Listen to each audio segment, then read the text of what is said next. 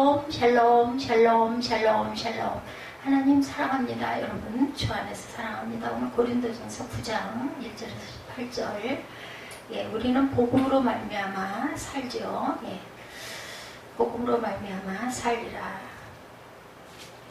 9장 1절부터 예, 18절까지 말씀으로 같이 은혜를 나눕니다. 9장 전체 신령한 것을 뿌렸은즉 너희의 육적인 것을 거두기도 과하다겠느냐. 11절에 이렇게 말씀하죠. 예, 이것은 고린도전서 9장 13, 4절에 성전에 이르라는 이들은 성전에서 나는 것을 먹고 제단에서 섬기는 이들은 제단과 함께 나누는 것을 너희가 알지 못하느냐. 로마서 15장 27절에도 그들의 영적인 것을 나누어 가졌으면 육적인 것으로 그들을 섬기는 것이 마땅하다.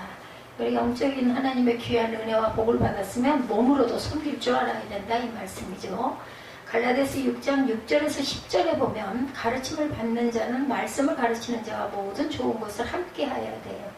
예, 그 배우는 자들은, 예, 성도들은 예, 종하고 함께 뭐든지 나누라는 얘기겠죠. 빌립보서 4장 10절에서 19절에 너희가 준 것을 받음으로 내가 풍족한 이는 받으실 만한 향기로운 재물이요 하나님을 기쁘시게 한 것이다 말씀입니다. 복음을 전하지 아니하면 내게 화가 있을 것이로다. 바울은 늘 이렇게 생각을 했던 거죠. 예, 보면 16절에 말씀하죠. 내가 복음을 전할지라도 자랑할 것이 없다. 내가 부득불할 일이다. 만일 복음을 전하지 아니하면 내게 화가 있을 것이로다. 에스겔 3장 16절에서 21절에도 내가 깨우치지 아니하거나 말로 악인에게 일러서 그의 악한 길을 떠나 생명을 구원하게 하지 아니하면 그 악인은 그의 죄악 중에서 죽으려니와 내가 그의 핏값을 내 손에서 찾을 것이다. 이렇게 얘기합니다. 에스겔 33장 1절에서 20절에도 너는 내 입의 말을 듣고 나를 대신하여 그들에게 경고할지어다. 내가 그 악인에게 말로 경고하여 그의 길에서 떠나지 아니하면 그 악인은 자기 죄악으로 말미암아 죽으려니와 내가 그의 피를 내 손에서 찾을 것이다. 사도행전 20장에도 25절에서 27절에 하나님의 나라를 전파하였으나 모든 사람의 피에 대하여 내가 깨끗하니 이는 내가 꺼리지 않고 하나님의 뜻을 다 여러분에게 전하였습니다. 당당하게 얘기할 수 있는 거예요. 그죠? 율법 없는 자 21절에 믿지 않는 이방인을 뜻하죠. 21절에 보면 율법 없는 자에서 말씀을 하고 있습니다. 안 읽은 부분이죠. 율법 없는 자에게는 내가 하나님께서 율법 없는 자가 아니여 도리어 그리스도의 율법 아래 있는 자이나 율법 없는 자와 같이 된 것은 율법 없는 자들을 얻고자 함이라 말씀하고 있어요. 약한 자에게 내가 약한 자와 같이 된, 약한 자에게는 내가 약한 자와 같이 된 것은 약한 자들을 얻고자 하며 내가 여러 사람이 여러 모습이 된 것은 아무쪼록 몇 사람이라도 구원하고자 합니다. 그런 사람의 형태로 내가 내려간다라는 거죠. 이렇게 해서 그들을 말씀 속에 은혜를 받아가지고 변화되게 하기 위해서 내가 이렇게 했다라는 거예요. 바울의 절제에 대해서 23절에 보면 내가 복음을 위하여 모든 것을 행함은 복음에 참여하고자 함이라. 운동장에서 다름질하는 자들이 다 달릴지라도 오직 상을 받는 사람은 한 사람인 줄을 너희가 알지 못하느냐. 너희도 상을 받도록 이와 같이 다름질하라. 이기기를 다투는 자마다 모든 일에 절제하나니 그들은 썩은 승리관을 얻고자 하되 우리는 썩지 아니할 것을 얻고자 하노라. 그러므로 나는 다름질하기를 향방 없는 것 같이 아니하고 싸우기를 허공을 치는 것 같이 아니하며 내가 내 몸을 쳐 복종하게 하면 내가 남에게 전파한 후에 자신이 도리어 버림을 당할까 두려워합니다. 항상 두려움과 떨림을 가지고 하나님 말씀을 증거했고 전파했던 사도 바울입니다. 모든 일에 절제하나니 25절에 무엇에 대해서 절제해요? 고린도전서 10장 7절에서 10절에 우상숭배, 음행, 주를 시험하는 거, 원망하는 거 이런 것들을 절제한다는 거죠. 싸움을 승리자에 관한 뭐겠어요? 갈라디아서 6장 8절에 자기의 육체를 위하여 씹는 자는 육체로부터 썩어질 것을 거두죠. 나는 다름질하기를 향방하는 것 같이 아니하고 26절이죠. 빌립보서 2장 16절입니다. 생명의 말씀을 밝혀 나의 다름질이 헛되지 아니하고 싸우기를 26절에 신앙은 전쟁이기도 합니다. 그죠? 사단과의 전쟁이에요. 에베소 6장 10절에서 18절에 우리의 씨름은 혈과 육을 상대하는 것이 아니요 하늘에 있는 악의 영들이다 얘기하죠. 유다서 1장 3, 4절에도 성도에게 단번에 주신 믿음의 도를 위하여 힘써 싸우라. 이는 가만히 들어온 사람 몇이 있음이라. 그들은 옛적부터 이 판결을 받고로 미리 기록된 자다. 이렇게 얘기하고 있습니다. 예, 복종에 대해서 27절에 내가 내 몸을 저 복종하게 함은 그랬죠. 예, 이것은 항상 두렵고 떨림으로 너희 구원을 이루라는 16절의 말씀과 같은 뜻을 갖고 있다라고 설명하고 있습니다. 예, 우리가 사도의 권리가 여기에 나와 있어요. 그죠? 내가 자유인이 아니냐 하고, 사도가 아니냐? 우리 주 예수를 주를 보지 못하였느냐? 주 안에서 행한 나의 일이 너희가 아니냐? 내가 한 일이 바로 너희들이다 인 거예요. 복음 전에서 은혜받게 한 게 바로 그 열매가 너희들이다 라는 거죠. 14절에 보면 이와 같이 주께서 복음 전하는 자들이 복음으로 말미암아 살리라 제목으로 제가 이 부분을 잡았습니다. should receive their living from the gospel 이렇게 하고 나와 있어요. 그러나 내가 이것을 하나도 쓰지 아니하고 또 이 말들을 쓰는 것은 내가 이같이 하여 달리는 것이 아니라 내가 차라리 죽을지언정 누구든지 내 사랑하는 것을 헛된 대로 돌리지 못하게 할 거다. 내가 복음을 전할지라도 자랑할 것이 없으면 내가 부득불리 할 일이다. 만일 복음을 전하지 아니하면 내가 화가 있을 것이야. 내가 내 자유로 이것을 행하면 상을 얻으려니와 내가 자유로 아니한다 할지라도 나는 사명을 받았노라. 그런즉 내 상이 무엇이냐? 내가 복음을 전할 때 값없이 전하고 복음으로 말미암아 내게 있는 권리를 다 쓰지 않는 이것이니라. 나는 사도 바울의 이런 고백이 이해가 됩니다. 제 고백이 바로 이 고백이거든요. 병원에 들어간다고 하면서 이 3개월을 기본으로 3개월을 잡아서 제가 쓸지 어떨지 알 수는 없지만 이 3개월의 공백을 어떻게 교회가 움직이고 있다는 것이 그대로 드러나야 할 텐데 이런 마음이 오는 거 그 내려놓으면 아프고 못하는데 어쩔 거야. 이제 그런 마음이 아니고 어떻게든지 이거를 공백이 없이 채우고 가려고 하는 그런 마음이 오는 게 사도 바울의 마음이 바로 이 마음이 아닐까 하는 그런 마음이 들어서 이해합니다. 누구 하라고 그래서 하는 게 아니라 내가 그렇게 사명을 받았고 내 마음에서 그런 마음이 불릴 듯 일어나기 때문에 그것을 내가 움켜쥐고 가려고 하는 게 아니라 그게 그렇게 아무렇지도 않게 나는 쉬면 되지 이런 마음이 안 들어요. 바울은 자신이 사도로서의 자격과 권한이 있음에도 불구하고 권한을 다 사용하지 않은 것은 복음을 위한 것이었음을 밝히죠. 바울은 경기장에서 상을 얻기 위하여 달리는 자를 예로 들어서 신앙의 경주로라는 성도들이 최선을 다해야 함을 교훈합니다. 저와 여러분도 마찬가지요. 각자의 자리에서 최선을 다해야 할 줄 믿습니다. 바울의 사도로서의 권리에 대해서 주 안에서 인칭 사도권 말씀하고 있어요. 2절에 보면 다른 사람들에게 내가 사도라 아니할지라도 너희에게는 내가 사도다. 나의 사도됨을 주 안에서 인친 것이 바로 너희들이다 라고 얘기하는 거죠. 예. 자신이 사도로서의 권한을 가졌음을 증거합니다. 사도 바울의 사도권에 대한 회의를 품는 자들이 있어 바울은 비난하는 자들이 있었기 때문에 늘 사도된 나 바울은 이런 말을 서두에 많이 하죠. 자신이 예수 그리스도를 보았으므로 주장하고 자신이 주 안에서 사역했다 그 열매로 성도들이 있음을 밝히므로 자신의 사도권을 변호합니다. 바울은 그리스도께서 지상사역을 하실 때 부름을 받아 함께하지는 않았지만 다메섹 도상에서 부활하신 예수를 만난 후 그리스도에게 가르침을 받습니다. 영으로 또한 그리스도에게 직접 이방의 사도로서의 사명을 받아 그 사명을 감당하기도 했죠. 그리스도에 의해서 세워졌어요. 누가복음 6장 12~13절에 이때 예수께서 기도하시러 산으로 가서 밤이 새도록 하나님께 기도하시고 밝음에 그 제자들을 부르사 그 중에서 12를 택하여 사도라 칭하였다. 사도를 세워요. 이렇게 그 모든 능력과 권세를 내가 부여받았다라고 이야기를 합니다. 고린도후서 12장 12절에 사도의 표가 된 것은 내가 너희 가운데서 모든 참언과 표적과 기사와 능력을 행한 것이다 라고 얘기합니다. 네, 사도의 증거는 내가 너희 가운데서 모든 참언과 표적과 기사와 능력을 행한 것이다. 먹고 마실 권한이 있는 바울이에요. 4절에 보면 우리가 먹고 마실 권리가 없겠느냐? 있죠. 바울은 자신이 복음으로 인하여 먹고 마실 권한이 있음을 증거합니다. 당시 다른 사도들은 복음을 증거하고 그 일로 인하여 생활을 했죠.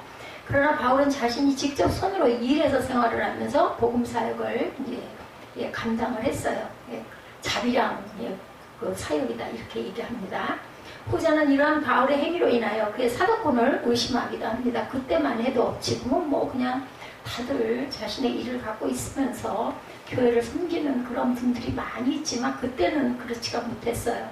바울은 자신들에게 복음 사역으로 인하여 생활할 고난이 주어졌음을 증거하면서 모세 율법에 곡식을 밟아 떠는 소에게 마음을 씌우지 말라고 기록하였으니 자신들을 위하여 하신 말씀이라고 주장하죠. 9절에 모세 율법에 곡식을 밟아 떠는 소에게 마음을 씌우지 말라 기록하였으니 하나님께서 어찌 소들을 위하여 염려하시느냐. 10절에 오로지 우리를 위하여 말씀하시지 않냐. 과연 우리를 위하여 기록된 것이니 갓가는 자는 소망을 가지고 갈며 곡식 떠는 자는 함께 얻을 소망을 가지고 떠는 것이라. 이렇게 얘기하고 있습니다. 그러므로 바울은 자신들이 신령한 것으로 성도들에게 뿌렸은즉 그들의 육신의 것을 거두는 권한이 나에게 있다. 존경받음이 당연하다. 데살로니가전서 2장 6절. 또한 우리는 너희에게서든지 다른 이에게서든지 사람에게서는 영광을 구하지 아니하였노라. 일한 자가 그 과실을 먹을 수 있죠. 신명기 20장 6절에도 포도원을 만들고 그 과실을 먹지 못한 자가 있느냐. 그는 집으로 돌아갈지니 전사하면 타인이 그 과실을 먹을까 하노라. 얼른 가서 먹어라 이 말이에요. 복음으로 말미암아 살라는 명령을 나는 받았다. 14절에 이와 같이 주께서도 복음 전하는 자들이 복음으로 말미암아 살리라 명하셨느니라. 이는 구약의 성전에서 봉사하는 제사장들과 레위인들이 따로 기업을 받지 아니하고 백성들이 성전에 드리는 헌금으로 생활하였음을 가리키는 것입니다. 그러므로 성도들은 복음 사역자가 복음으로 인하여 생활하는 것에 대해서 불만을 가져서는 안 된다는 거죠. 바울은 자신들이 이러한 권한을 쓰지 않은 것은 그리스도의 복음에 장애가 없게 하려 합니다. 그들에게 부담을 주지 않으려고. 당연한 권한이라 할지라도 그리스도의 복음을 증거하는 데 걸림돌이 된다면 자신의 권리를 포기하는 헌신의 자세를 바울은 갖추고 있었습니다. 수고한 대로 돌아가는 대가의 원리. 잠언 27장 18절에 무화과 나무를 지키는 자는 그 과실을 먹고 자기 주인에게 시중 두는 자는 영화를 얻느니라. 당연히 시중 들면 거기에 대한 대우를 받죠. 소의 입에 마음을 씌우지 말라. 신명기 25장 4절입니다.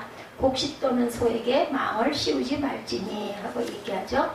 예, 곡식 떠는 자에게 마음을 씌우지 말아라. 바울이 말하는 상금에 대해서 16절에 말씀하죠. 상급에 대해서 내가 복음을 전할지라도 자랑할 것이 없으면 내가 부득불할 일이다. 만일 복음을 전하지 아니하면 내게 화가 있을 것이다. 바울은 자신이 복음을 증거해도 자랑할 것이 없으면 하나님께 명령을 받은 것이기 때문이다. 이렇게 증거합니다. 그리고 오히려 만일 자신이 복음을 전하지 아니하면 자신에게 화가 있을 것이라고 고백을 하죠. 하나님께서 자신을 구원하여 주심도 복음을 이방인들에게 증거하게 하시려는 하나님의 주권적인 뜻과 섭리로 말미암은 것임을 입증합니다. 그러므로 바울은 복음 전파의 사명을 자신의 생명을 걸고 감당하여야 할 지상 사명이고 자기 존재의 목적으로 받아들이고 있었던 거죠. 17절에 보면 내가 자유로 이것을 행하면 상을 얻으려니와 내가 자유가 아니라 할지라도 나는 사명을 받았다. 이렇게 얘기합니다.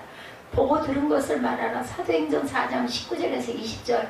베드로와 요한이 대답하여 이르되 하나님 앞에서 너희의 말을 듣는 것이 하나님의 말씀을 듣는 것보다 옳은가 판단해라. 우리는 보고 들은 것을 말하지 아니할 수 없다니. 관리들이 백성들 때문에 그들을 어떻게 처벌할지 방법을 찾지 못하고 다시 위협하여 놓아주었으니 이는 모든 사람이 그 된 일을 보고 하나님께 영광을 돌림이라. 표적이 딱 나타났기 때문에 더 이상 뭐라 할 수가 없었다. 이 표적으로 병 나은 사람은 40여 세나 되었더라. 40살 된 사람이죠. 복음을 전할 책임이 주어졌다. 로마서 1장 14절에 또 병 나은 사람이 그들과 함께 서 있는 것을 보고 비난할 말이 없는지라 이렇게 말씀합니다. 바울의 상급에 대해서 18절에 같이 말씀하죠. 내 상이 무엇이냐? 내가 복음을 전할 때 값없이 전하고 복음으로 말미암아 내게 있는 권리를 다 쓰지 아니하는 이것이로다. 이렇게 얘기하고 있어요. 바울은 자신이 물질을 받지 않았다고 자신의 행위를 자랑하기 위하여 이와 같은 말을 하는 것이 아니고 복음을 증거하기 위한 열정이 하나님이 오실 때 기쁘시게 받으실 만한 일이라는 의미죠. 자신의 정당한 권리도 복음을 위해서라면 배설물처럼 여겨버리는 순교적인 신앙을 바울은 갖고 있었고 그로 인하여 어려움 속에서도 굴하지 않고 복음을 증거할 수 있었던 것이에요. 그렇죠? 예, 그래서 세상에 미련을 두지 않았어요. 고린도전서 7장 31절에 세상 물건을 쓰는 자들은 다 쓰지 못하는 자같이 하라. 이 세상의 외형은 지나갑니다. 교회에 폐를 끼치지 않습니다. 고린도후서 12장 13절에 내 자신이 너희에게 폐를 끼치지 아니한 일밖에 다른 교회보다 부족하게 한 것이 무엇이 있느냐. 너희는 나의 이 공평하지 못한 것을 용서하라. 복음을 위하여 모든 것을 바울은 행했어. 23절에 보면 증거하고 있습니다. 모든 것이 가하나 맞나요? 9장 23절 내가 복음을 위하여 모든 것을 행하면 복음에 참여하고자 함이라 이렇게 얘기하고 있죠. 이쪽으로 10장 옆으로 건너뛸 뻔했네. 바울은 자신이 복음을 증거하기 위해서는 모든 것을 내가 행했다. 로마 시민권을 가진 자유자였으나 복음을 위하여 많은 사람이 종이 되기도 했고 율법 아래 있는 자들에게는 율법 아래 있는 자와 같이 되었고 율법 없는 자에게는 율법 없는 자 같이 행했다라고 20절에 말씀합니다. 유대인들에게 내가 유대인과 같이 된 것은 유대인들을 얻고자 함이고 율법 아래 있는 자들에게는 내가 율법 아래 있지 아니하나 율법 아래 있는 자 같이 된 것은 율법 아래 있는 자를 내가 얻고자 함이라. 21절에 율법 없는 자에게는 내가 하나님께서는 율법 없는 자가 아니요 도리어 그리스도의 율법 아래 있는 자이나 율법 없는 자와 같이 된 것은 율법 없는 자들을 얻고자 함이라. 약한 자들에게 내가 약한 자와 같이 된 것은 약한 자들을 얻고자 하며 내가 여러 사람에게 여러 모습이 된 것은 아무쪼록 몇 사람이라도 구원하고자 합니다. 얼마나 열정이 있었는지 알겠죠. 남의 유익을 구합니다. 고린도전서 10장 24절에 누구든지 자기의 유익을 구하지 않고 남의 유익을 구하라 이렇게 얘기하고 있어요. 그러면 내가 원하는 것, 내가 기도하는 것은 저절로 하나님께서 아시기 때문에 주신다라는 거죠. 달려갈 길을 마친 디모데후서 4장 7절이죠. 나는 선한 싸움을 싸우고 나의 달려갈 길을 마치고 믿음으로 지켰다 말씀하고 있습니다. 복음을 위한 경주였어요. 상 얻는 자는 하나다 24절에 말씀하죠. 다름질한 자 다 달릴지라도 오직 상을 받는 사람은 한 사람인 줄을 너희가 알지 못하느냐.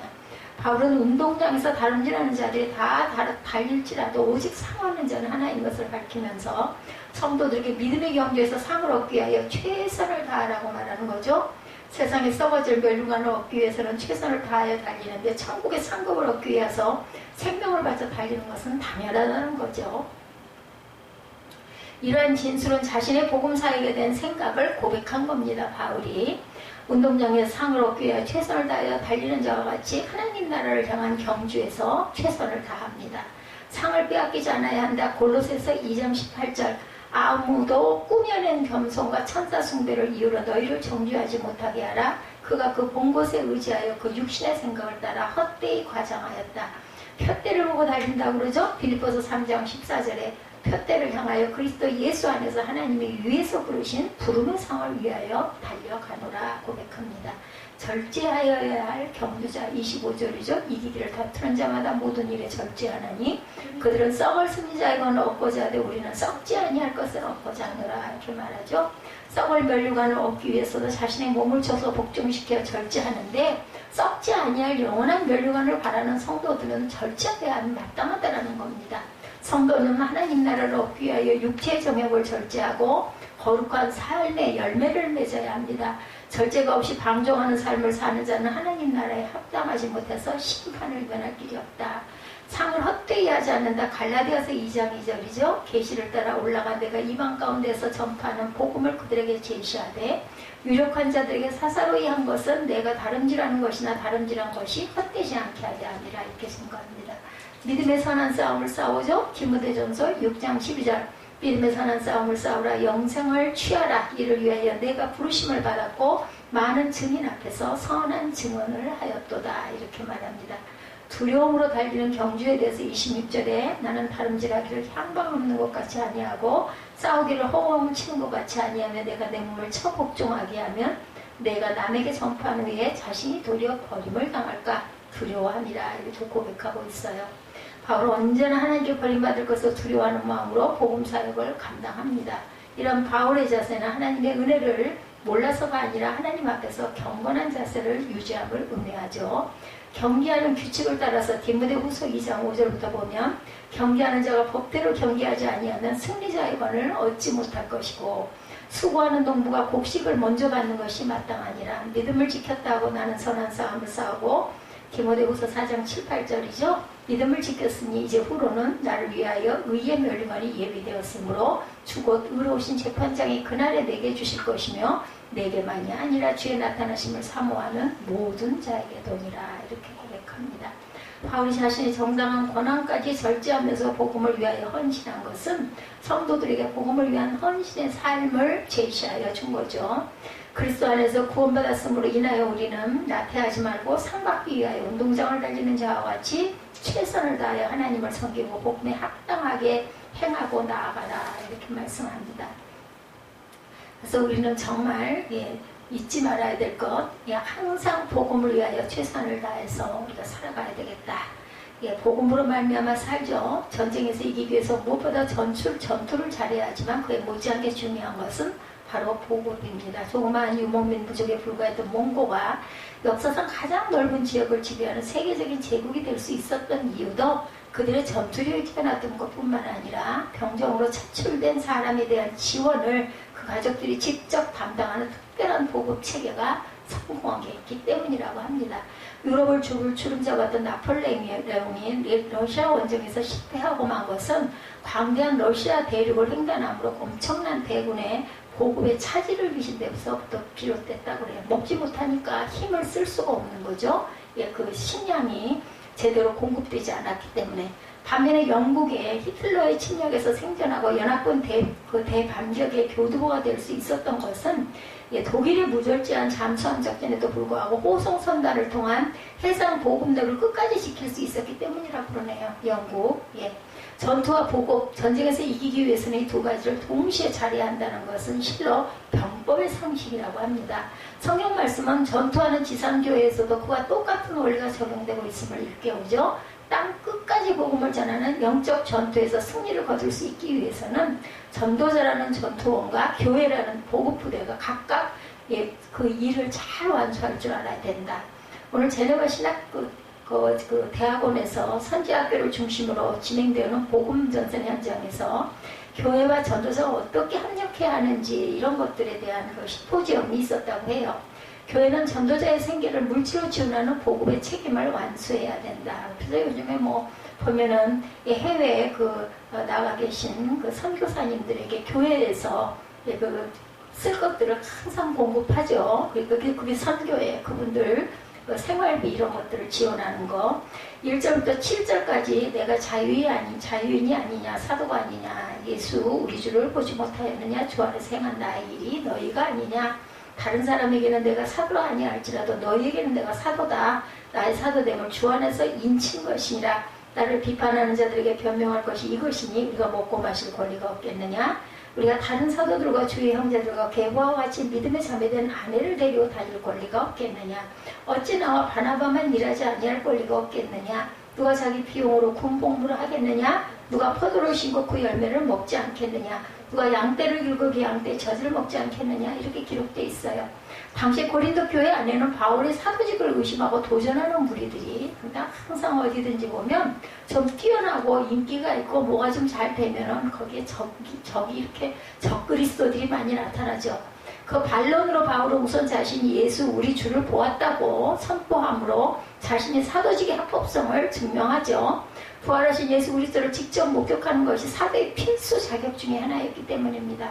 또 너희 즉 자기가 전도해서 예수 그리스도를 믿게 만든 고린도 교회 교인들이 자신의 사도됨을 주 안에서 인친 증거다. 증거물이다. 본성적으로 악한 사람의 심령을 예수님에게로 이끌어 구세주를 믿고 섬기게 만든 사역이란 정말 보통 어렵고 큰 일이 아니죠. 더욱이 가짜 전도자를 통해서는 결코 일어날 수 없는 일입니다. 그런가 다르게 바울을 통해 고린도 교회에 예수를 믿는 성도들이 많이 생긴 것이야말로 진짜 주의적인 것을 명백히 밝히는 증거가 되었다라고 바울이 스스로 얘기하죠. 자기를 비판하는 자들 앞에서 이처럼 자신의 사도직의 정당성을 밝힌 후에 이어서 바울은 사도직에 따라오는 당연한 권리 하나를 그들에게 답변을 해줘요. 변명 아닌 답변이죠. 4절에서 7절 이하까지의 내용이 나와 있습니다. 다시 한번 보죠. 우리가 먹고 마실 권리가 없겠느냐? 우리 다른 사도들과 주의 형제들과 계와의 그치 믿음의 자매된 아내를 데리고 다닐 권리가 없겠느냐? 어찌 나와 바나바만 일하지 아니할 권리가 없겠느냐? 누가 자기의 비용으로 군복무를 하겠느냐? 누가 포도를 심고 그 열매를 먹지 않겠느냐? 누가 양떼를 기르고 그 양떼의 젖을 먹지 않겠느냐? 이렇게 얘기하고 있어요. 그죠? 다른 사도들처럼 일하지 아니할 권리가 있다는 말은 어떤 직업을 가지지 않고 교회로부터 사례를 받아서 생계를 꾸려갈 권리도 있다. 나는 그것은 마치 군인이 식량이나 군장을 자기 비용으로 스스로 충당하며 복무하지 않는 것과 마찬가지다. 군대 나가면 그거 다 먹여주잖아요. 그죠? 옷도 주고. 농부나 목자가 자기 밭이나 목장에서 얻은 산물을 먹을 권리가 당연히 있는 거죠. 당연한 일이라는 거죠. 바울은 그 논리가 비단 사람이 예대로 일반 사회생활의 관례대로 따라하는 말이 아니라 율법도 역시 분명히 확충해지는 것임을 밝히는 거죠. 8절부터 12절 상반절에 내가 사람이 예대로 이것을 말하느냐 율법도 이것으로 말하지 아니하느냐 이렇게 얘기합니다.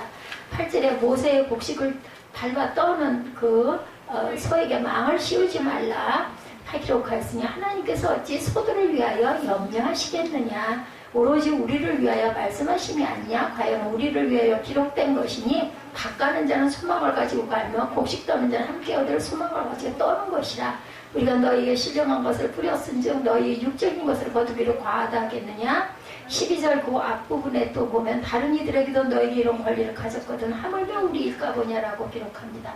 곡식을 밟아 떠는 소에게 망을 씌우지 말라는 말은 신명기 25장 4절에서 인용한 것으로 타작을 시키는 소의 입에 망을 씌우고 굶기지 말라는 뜻이에요. 이게 일을 하는데 먹이라는 거죠. 짐승도 일을 하고 나면 먹이를 받아 먹는 것은 당연한데 하물며 신령한 것을 뿌리는 복음 전도자들이 육적인 것을 받는 것이야 두말할 필요가 있겠느냐라는 것입니다. 그리고 그 말씀은 바로 하나님께서 오로지 우리를 위하여 말씀하신 것이다. 바울은 재차 강조합니다. 나중에 13절에 밝히듯이 성전에 일을 하는 이들과 제단을 섬기는 이들이 성전에 바쳐진 제물과 헌금으로 생계를 유지했던 것 역시 하나님의 명을 따라 구약시대 때부터 지켜온 자연스러운 관례다. 이 점에 있어서 예수님 또한 같은 말씀을 하시죠. 누가복음 10장 7절에 주님께서 70인의 제자들을 파송하시면서 그 집에 유하며 주는 것을 먹고 마시라 일꾼이 그 삭슬 받는 것은 마땅하니라. 본문 14절에도 사도 바울이 이와 같이 주께서는 복음 전하는 자들이 복음으로 말미암아 살리라 명하셨느니라. 언급한 것이 바로 그런 예수님의 말씀을 두고 하는 말씀이죠. 복음을 전하면서 복음을 전하면서 먹고도 살 수 있다라는 거죠. 주께서 명하셨느니라. 간단히 말해서 교육자에 대한 사례나 전도자에 대한 물질적 구원은 예수님의 명백한 명령이다. 민수기 18장 21절에서도 하나님께서는 내가 이스라엘의 11조를 레위 자손에게 기업으로 다 주어서 그들이 하는 일 곧 회막에서 하는 일을 감나니 이렇게 말씀했어요. 헌금 중에서도 가장 중요한 헌금인 11조의 용도가 바로 제사장과 레위인의 생계를 위하여 쓰이도록 제정했다. 교회 재정에 있어서 교육자의 사례를 우선적으로 해결하여 보는 것은 결코 목사의 욕심대로 나온 발상이 아니라 하나님께서 친히 그렇게 정해 놓으셨다고 증거하는 거죠. 장로교 헌법에 15명의 세례교인이 모이면 교회 창립을 할 수 있도록 정해 놓은 것도 바로 그런 맥락이라고 합니다. 10가정 정도의 11조만 합쳐도 한 사람의 평균 수입은 되니까 그것으로 교육제 생활 문제를 일단 해결된다. 나머지 감사헌금이나 주일헌금 등으로 교회 운영을 맞추어 나갈 수 있다는 계산이 나왔다는 거죠. 어떤 원로 목사님께서 옛날에 미국에 있는 어느 한인교회 창립예배에 설교하러 가셨다가 그 교회가 아직 담임 목사의 사례를 예산에 포함시키지 않은 것을 아시게 됐다고 그래요. 그 교회는 개척교회이기는 했지만 교인들이 7, 80명 모이고 재정적으로 기반을 잡아가고 있는 교회인데도 그랬답니다. 그래서 창립 예배 전날 저녁에 교인들이 함께 식사를 하면서 원로 목사님께 목사님 우리 교회는 정말 잘 되어가고 있습니다 라고 자랑을 했다고 그래요. 그러자 원로 목사님께서는 교회 집사들이 담임 목사 사례도 정해놓지 않고 교회가 잘 되어간다고 말하는 이게 뭐가 잘 되어가는 교회예요 이렇게 얘기했다고 그러죠.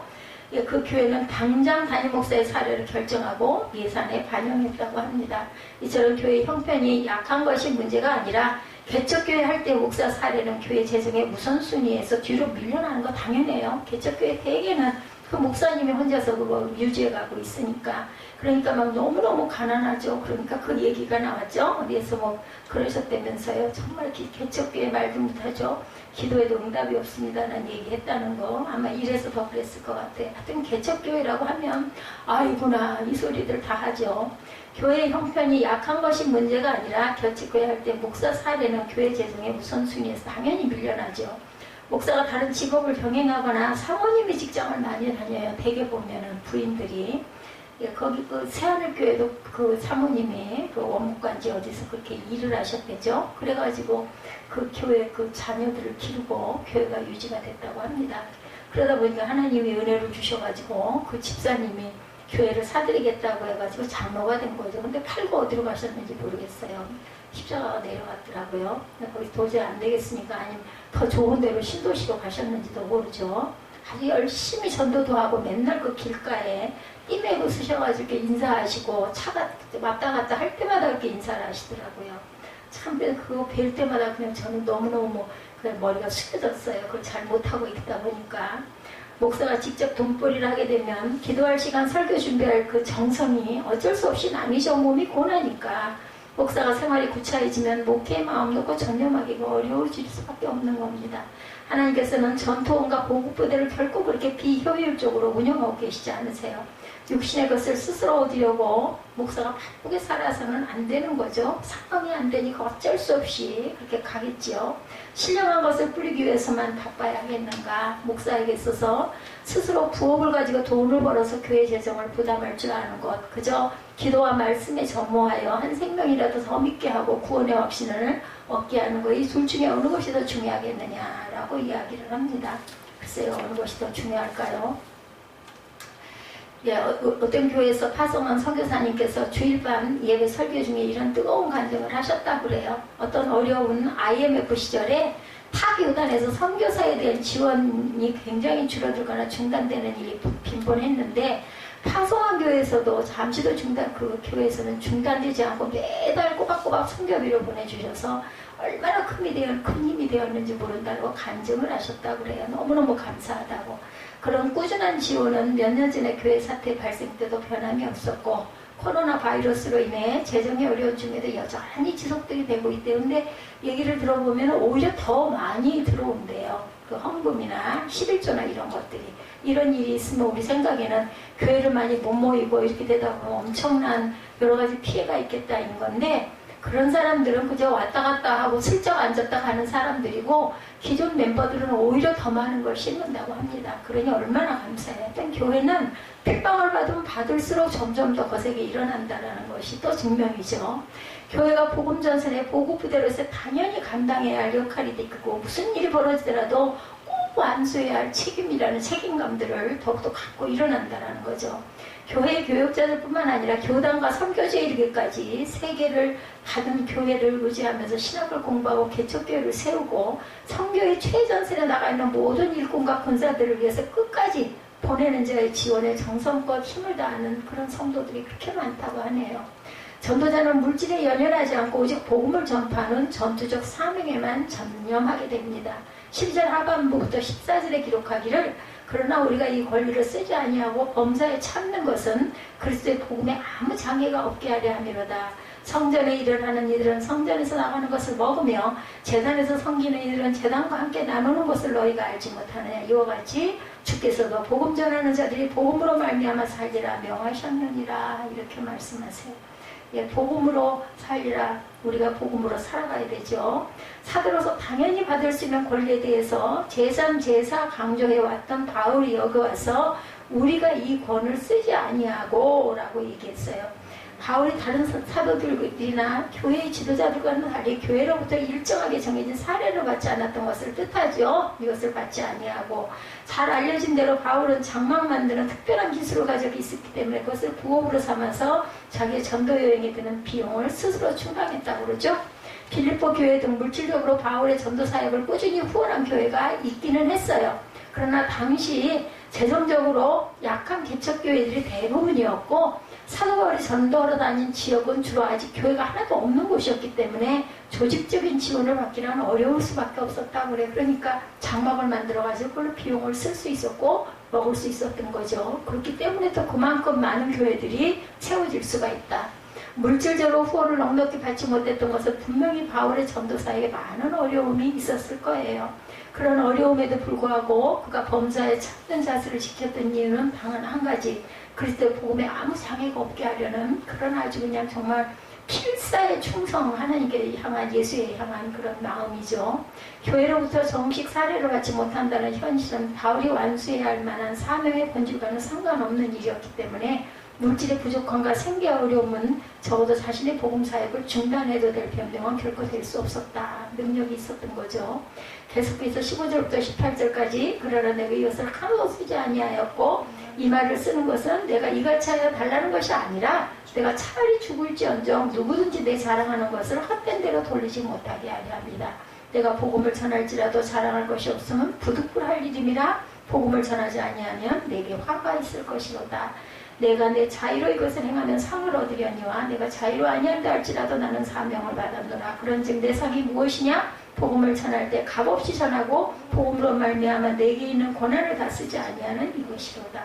아주 자긍심이 대단해요. 근데 그럴 것 같아. 저 같아도 그럴 것 같아요. 그죠? 내가 불어서 내가 이렇게 선교하고 사역하는데 내가 너희들한테 무슨 그 피해를 준 게 뭐가 있느냐, 이런 거 당당한 자세인 거죠.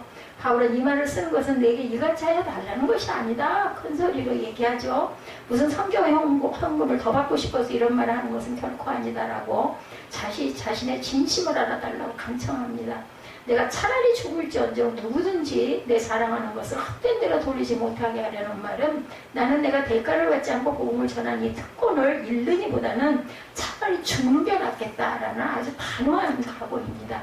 교회가 사도들에게 물질적인 후원을 해줘야 마땅하다라는 것은 하나님께서 성도들에게 주신 명령인 까닭에 바울은 그대로 가르칩니다. 그러면서도 자신은 그것을 빌미로 해서 자기 욕심을 채우는 사람이 되지 않으려고 이처럼 아주 극도로 조심하고, 물질적인 부분 헌금할 때 굉장히 사단이 틈을 타죠. 그걸 정확하게 알리기 위해서 그 설교를 하기는 해야 하는데, 이거를 받아들이는 그 성도들이 조금만이라도 이렇게 시선이 다른 데 나가 있으면은, 이런 얘기하면은 누구 말처럼 목사도 똑같네, 돈에 있어서는 이런 생각을 하게 된다는 거. 제가 왜 그랬을지 모르겠는데 어쨌든 그럴 수 있다는 거죠. 정말 정말 가슴이 아프지 않아요? 나이나 먹었더라면 이해를 하는데 이제 자라는 싹시 그런 얘기를 한다라는 것은 무슨 세상에서 굴르지도 않았는데 돈벌이를 뭘 얼마를 했다고, 알바를 조금 한 거 그것 때문에 그랬을까요? 그건 정말 좀 부족한 부분인 것 같아요. 그거 다 깨닫게 되겠죠. 바울에게 있어서 복음 전파의 동기와 목적은 물질 자체와는 전혀 동떨어진 데 있었다는 거, 아주 당당하게 큰 소리를 칠 수가 있죠. 그런 복음 전파를 부득불할 일이다. 아니했더라도 나는 이걸 할 수밖에 없다는 거죠. 하기 싫지만 억지로 하는 일이 아니라는 말이에요. 하나님께서 강권적으로 시켜서 하는 일, 하나님의 절대적인 명령인 까닭에 순종하지 않을 수 없는 일, 그러면서도 정말 사명의식을 갖고 나는 차라리 안 하면 난 죽을 거다라는 얘기죠. 이 명령을 수행하지 않으면 화가 있을 것으로 직무유기에 대한 하나님의 징벌이 될 것이라고, 그런 마음으로 바울은 그 사명에 충성을 다합니다. 내가 나 자유로 이것을 행하면 상을 얻으려니와 라는 말은 좀 더 쉽게 번역하면 나는 보수를 받기 위한 목적으로 일부러 일을 하는 것이 아니다 라는 뜻이죠. 자유로 한다 할지라도 나는 사명을 받았노라. 하나님께서 나에게 직분을 맡기셨기 때문에 선택의 여지가 없는 일을 해야 한다. 바울이 자기 사역에 대하여 물질적 보수의 상을 바라지 않았던 이유는 그가 다른 상을 향한 항상 염두에 두고 있었기 때문이다. 복음을 전할 때 값없이 전하고 있는 권리를 다 쓰지 아니하므로 얻게 될 상, 하늘을 바라본 거죠. 하늘나라에서 받을 상. 복음 전파의 사명을 수행한 전도자에게 주어지는 진짜 상이란 수고하고 노력한 것과 정비례하는 물질적 사례에 있는 것이 아니라 예수님 앞에 남겨져 있는 상급, 그걸 나는 바라보고 있다는 거죠. 저보다 잿밥에만 신경을 쓰는 것은 세상의 무당들이 하는 짓이다. 그럼에도 불구하고 그 목회자들 중에 그처럼 잿밥을 찾는 그런 사람들, 자신의 임기가 다 차서 내려놓을 때 그거 가지고 엄청난 싸움이 일어난다고 하죠. 이제 중대형의 여러 가지 재정이 좀 넉넉한 데서는 얼마라는 금액을 막 제시를 하고 그걸 가지고 장로들하고 타협을 하고 다툼이 많이 일어난다고 합니다. 교역자가 없는 작은 교회 초빙을 받아서 어떤 분이 설교하고 나서 사례비를 주지 않는다고 버티고 있는 목사들이 있는가 하면 전도사가 오버타임 근무를 하는 만큼 교회에서 따로 수당을 받아야 한다는 따위의 요구를 주장하는 무슨 전도사 협회도 있다고 해요. 전도사 협회. 시간 외에 일을 하면은 거기에 대한 수당을 우리도 받아야 된다. 미국 신학교에 실천 신학 시간에 있었던 일이라고 합니다. 실제 교수님이 신학생들들 앞으로 어느 교회로부터 교육자로 초청을 받게 될 때 어떻게 대처할 것인지에 대해서 항목별로 응답하는 숙제를 주셨다고 그래요. 네, 교수가. 그 지뢰 항목 중에 하나가 교육자 사례에 대해서 어떻게 할 것인가 라는 질문이었다고 합니다. 그 안에다가 어떤 목사님은 사례는 초청하는 교회 쪽에서 정해주는 대로 받을 것이고 그것이 내 생활에 부족하면 다른 방법을 통해서 채울 수 있도록 강구해보겠다라고 썼대요. 이 목사님은 제가 신학교 다닐 때.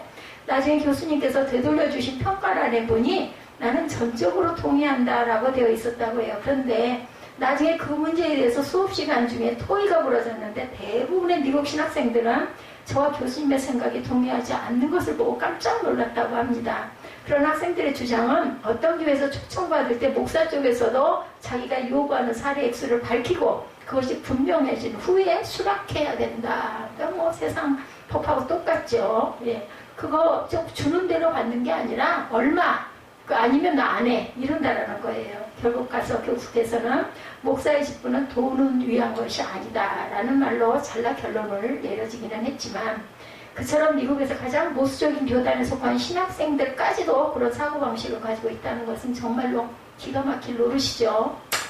삶이 어려우니까 생활이 그렇다 보니 그럴 수는 있지만 이건 정말 드러내놓고 이러는 거. 그러니 세금이 매겨지는 거죠. 그러다 보니 신학생이 목회에 나서기 전에 사례부터 신경을 쓰고 목사가 은퇴할 때를 대비해서 그 축제의 정신이 팔려 있으면 사건일 뿐이지 사명리는 절대로 아니죠. 천국은 바라보지 말아야 돼. 이런 사람들은 그러니까 저는 참 행복해요. 그렇지 않으니 얼마나 감사한가 싶어요.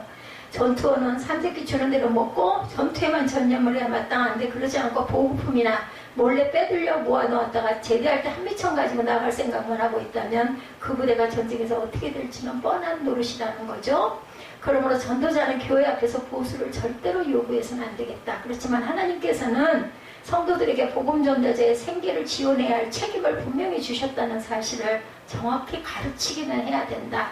그리고 일단 교인들에게 그 책임을 가르치고 나면 자신은 더 이상 사례에 대해서 신경 쓰지 말고 이제는 그저 자기 쪽의 책임에만 당연히 전념해야 되겠죠. 언제는 고려신학대학 졸업식 그 설교 시간이 있었다 그래서 목사가 직업이 아니라 사명이다, 잡이 아니라 버케이션, 사명이다라고 외치시던 말씀이 정말 잊을 수 없는 좌우명이죠. 당연히 그래야 되는데 세상의 모든 직업은 그래 직업이 뭡니까 하면 그 뭐라고 해야 되냐고 직업이 없습니다 하는 게 맞는 건데 또 그것도 또 꼭 그걸 분류를 하자면 목회자입니다 얘기할 수밖에 없더라고요. 이것이 자본주의 사회의 철칙이고 자본주의 사회를 강력하게 만드는 지극히 어떤 정당한 직업 윤리이기도 하다라는 거죠. 적어도 목사라는 직분만큼은 그래서는 안 되겠다. 돈을 벌기 위한 직업 결코 아니죠. 당장 굶어 죽더라도 부득불해야 할 사명일 뿐이다. 몸이 부서져 나가는 한이 있어도 미련에서 왜 그렇게 적당히 하지 그렇게 미련을 떨어서 그 지경이 돼라고 하든지 말든지 그게 하나도 무섭지가 않은 거죠. 하나님께로부터 부름받은 소명인들이 계속 자라날 수 있도록 기도하고 후원하는 저와 여러분들이 되셔야 되겠죠. 2차 대전 때 연합군의 승리 요건 중에 하나가 2.5톤의 군용 트럭을 이용한 보급 수송의 효율성이 있었다고 그러네요. 유명한 패턴 장군은 보급부대의 중요성을 누구보다도 더 잘 알았고 그래서 관계자들의 공헌을 취하여 훈장을 주면서 전투대원의 무기는 소총이지만 보급대원의 무기는 2.5톤 트럭이다라고 했다고 합니다. 그 보급부대의 표가 육군이 돌아가게 만들자라는 것이었다고 그래요. 보급이 참 중요할 것 같아요. 실제 전쟁을 할 때 직접 총을 들고 싸우는 전투부대에 속한 인력보다는 보급을 비롯한 여러 방면의 지원부대에 속한 인력이 훨씬 더 많다고 합니다.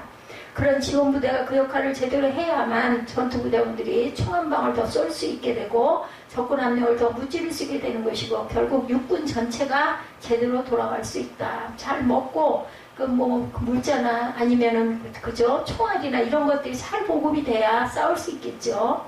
목사, 선교사, 신학생들의 교회와 성도들이 혼하는 것도 똑같은 원리. 전자는 전투부대이고 후자는 지원부대죠.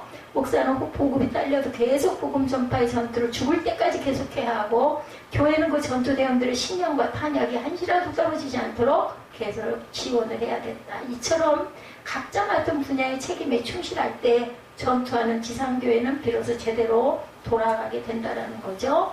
복음으로 말미암아 살리라는 원칙은 사실상 양자에게 다 양쪽이 다 적용이 되죠. 전도자가 복음을 전파하는 일에 전력을 다해야 교회가 살게 되고 그렇게 교회가 살아 있어야 교인들 역시 살 수 있기 때문이다. 전투대원은 총을 쏘지 않고 식량만 찾아 헤매게 되면 전쟁은 당연히 질 수밖에 없죠. 먹다가 죽겠죠. 결국은 그런 꼴이 된다는 거죠. 보급대원들이 자기만 먹고 살겠다고 전투대원을 지원하지 않으니 결국 자기도 적군에게 죽임을 당할 수밖에 없어. 나 먹겠다고 그 지원 안 하면 그걸 지면 우리 다 포로되고 그죠? 결국은 죽는 거라는 거죠. 교회 헌금은 사회사업이 아니라 복음사업에 집중적으로 투자되어야 하고 빈민을 구제하는 일이 아니라 전도자들을 후원하는 일에 최우선 순위를 두어야 마땅하다. 결국 불경기에 허덕였던 우리나라의 경제는 코로나 바이러스의 그 악재로 인해 더욱 곤두박질을 치게 되고 지금 아주 엉망이라고 그러죠. 경제적인 부분이. 우리가 지금 뭐 피부로 못 느끼고 있어서 참 하나님 보호하심이라고 저는 그렇게 생각을 할 수밖에 없더라고요. 보면 계속 불경기 허덕였던 우리나라의 경제가 이렇게 더 기가 막힌 일이 일어날 줄 누가 알았겠어요? 우리는 한치 앞을 아무도 몰라요. 자연히 대부분의 교회들 역시 재정에 큰 어려움을 겪을 수밖에 없었는데 놀랍게 감사하게도 그 어떤 그 보면은 교회들 보면은 대개는 경상비가 그전 아무렇지도 않을 때에 비해서 90% 정도가 그것이 감당이 되고 와서 너무너무 감사하다는 이야기들을 많이 올려놨어요. 도대체 어떻게 가능했을까? 인간적으로만 생각하면 계산이 안 되는 일이지만 이것이야말로 하나님께서 우리 교회 속에 역사하고 계시다라는 증거죠. 예. 평화시대에 순교하는 각오로 순종하는 결과로 그렇게들 많은 성도들이 더 많이 후원하고 더 많이 심는 그런 일들이 일어나고 있다고 합니다. 정말 가슴이 좀 뿌듯하고 흐뭇한 그런 얘기죠. 예, 그래서 우리는 항상 자신의 자리에서 각각 여러 가지 사명들이 있어요. 그죠? 일선에서 꼭 싸우는 것만이 그 사명자가 아니라는 것. 예, 그래서 앞으로도 우리가 항상 복음으로 말미암아 살 수 있도록 전심전력을 다하는 지원군들이 다 되어서 항상 복음 사역에 그것을 값없이 전파하는 전도자들이 거두게 될 구령의 많은 열매를 함께 추수하는 이제 추수감사절이 몇 달 남지 않았는데 미리부터 지금부터라도 우리는 그 마음으로 항상 심고 섬기는 그런 믿음들이 되기를 주님의 이름으로 축복합니다. 우리